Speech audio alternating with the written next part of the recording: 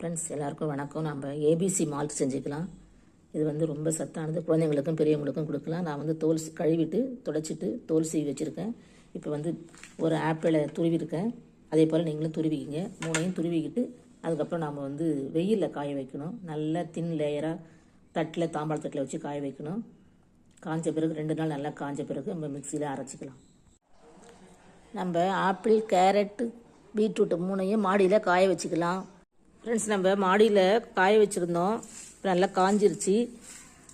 ஆனால் ஆப்பிள் இன்னும் கூட காயவே இல்லை. இன்னும் ஒரு நாள் காய வச்சுக்கலாம். இப்போ நம்ம காய வச்ச கேரட், பீட்ரூட், ஆப்பிள் காஞ்சிருச்சு. இப்போ நம்ம அரைச்சிக்கலாம் மிக்சியில்.